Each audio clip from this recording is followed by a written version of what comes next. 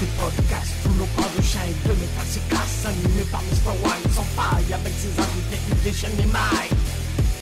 Bienvenue sur FC Podcast. Aujourd'hui, nous plongeons dans la carrière intense de Pantera, groupe texan devenu l'un des plus influents de la scène métal des années 90.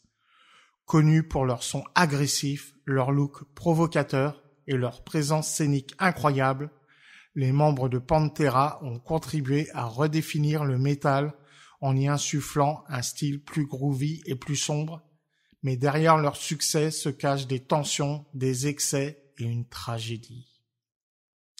Pantera était formé en 1981 à Arlington, au Texas, par les frères Abbott, Darrell Lance Abbott, alias Dimebag Darrell, guitariste, et Vincent Paul Abbott, alias Vinnie Paul, batteur.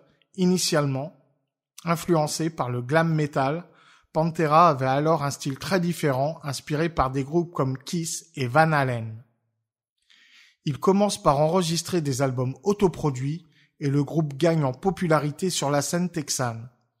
Mais c'est avec l'arrivée de Phil Anselmo comme chanteur en 1987 que Pantera amorce un tournant radical, abandonnant le glam pour un son plus lourd et plus agressif. Les membres: Dimebag Darrell, le guitariste charismatique et virtuose du groupe. Dimebag est devenu une légende du métal grâce à ses riffs puissants et ses solos impressionnants. Il a été influencé par Eddie Van Halen, mais il a développé son propre style de jeu brutal. Vinnie Paul, le batteur et frère de Dimebag, Vinnie a donné à Pantera son rythme distinctif et sa puissance sonore. Sa complicité avec son frère était l'âme de Pantera. Phil Anselmo, chanteur énergique, connu pour sa voix agressive et sa présence scénique, Anselmo a une personnalité intense qui a contribué à la force de Pantera, mais a également causé de nombreux problèmes dans les coulisses. Rex Brown, bassiste du groupe, Brown a su apporter une base rythmique solide et puissante au son de Pantera, jouant un rôle fondamental dans les albums les plus marquants. Les albums marquants et chansons cultes. Cowboys from Hell, 1990. Cet album marque la véritable naissance du power groove de Pantera. Des morceaux comme Cowboys from Hell et Cemetery Gates montrent leur nouveau son et ont fait exploser leur popularité. Cet album est aujourd'hui considéré comme une pierre angulaire du groove metal. Vulgar Display of Power, 1992. Considéré comme l'un des albums les plus influents du metal, Vulgar Display of Power est rempli de classiques comme Walk, A New Level et This Love. Avec cet album, Pantera atteint un nouveau niveau d'agressivité, renforçant leur image de guerrier du metal. Far Beyond Driven, 1994. Cet album est l'un des plus lourds à avoir atteint la première place des charts américains. Des morceaux comme 5 Minutes Alone et I'm Broken montrent une intensité brute, une rage brute. L'album a consolidé Pantera comme un groupe de tête dans le métal. The Great Southern Tranquil, 1996. Cet album marque un tournant sombre pour le groupe. Anselmo, alors aux prises avec des problèmes de drogue, enregistre une partie de l'album séparément. Des morceaux comme Drag the Waters et Suicide Note partie 2 abordent des thèmes de douleur et de colère. Reinventing the Steel, 2000. Cet album est leur dernier avant la séparation. Bien qu'il ne soit pas aussi acclamé que les précédents, il contient des morceaux puissants comme Revolution is my name et montre que Pantera reste fidèle à ses racines.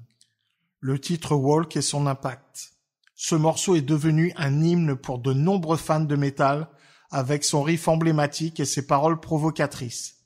Walk est un appel à l'autonomie et à l'authenticité, thème cher à Anselmo et à la philosophie de Pantera. Les tensions internes et la séparation. Les tensions entre Phil Anselmo et les frères Abbott s'intensifient à la fin des années 1990. Anselmo, alors aux prises avec des problèmes de drogue, d'addiction, s'éloigne progressivement du groupe, préférant enregistrer seul. Finalement, en 2003, Pantera se sépare officiellement et les frères Abbott fondent Damage Plan. L'influence des excès et les déboires de Phil Anselmo. La dépendance d'Anselmo aux opiacés a non seulement fragilisé sa santé, mais a aussi endommagé sa relation avec le groupe. En 1996, Anselmo a fait une overdose d'héroïne après un concert, et bien qu'il ait survécu, cet événement a marqué le début d'un long combat avec la dépendance. Ses propos controversés, parfois teintés d'idéologie extrême, lui ont également attiré de nombreuses critiques. En 2004, lors d'un concert de Damage Plan, Dimebag est assassiné sur scène par un fan perturbé nommé Nathan Gale. Ce drame a choqué la communauté du métal et reste l'un des moments les plus sombres de l'histoire de la musique. Le meurtre de Dimebag a mis fin aux espoirs de réconciliation entre les membres de Pantera et a profondément affecté Vinnie Paul, qui ne pardonnera jamais à Phil Anselmo les tensions ayant mené à cette tragédie. Malgré la demande des fans, Vinnie Paul a toujours refusé de réunir Pantera sans son frère. Il a continué à jouer de la batterie dans d'autres groupes comme Hell Yeah, mais Pantera reste un chapitre clos pour lui jusqu'à sa mort en 2018.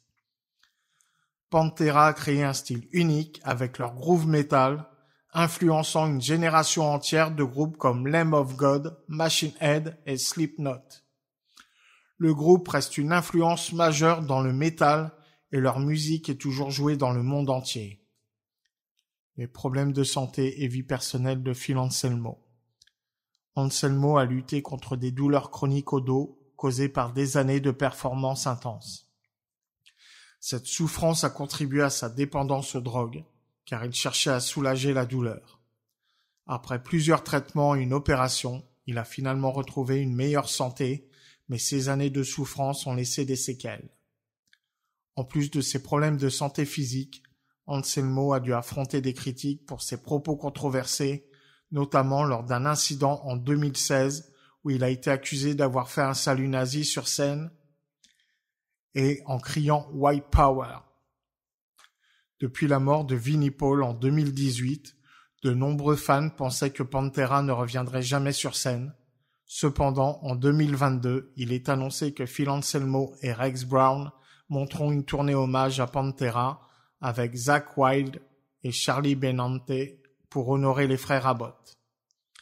Cette tournée marque un hommage à leur héritage avec des classiques qui résonnent encore auprès des fans. Pantera est l'histoire d'un groupe qui a transcendé le métal avec un son unique et une énergie brute. Derrière les succès et les riffs puissants se cachent aussi des tragédies, des excès et des conflits. Mais malgré tout, l'héritage de Pantera continue de briller et leur influence sur le métal est indéniable. Merci d'avoir écouté cet épisode de FC Podcast consacré à Pantera. Je vais vous mettre également le lien de ma seconde chaîne, FC Podcast Crime, où je parle justement de celui qui a tué Dimebag Darrell, Nathan Gale.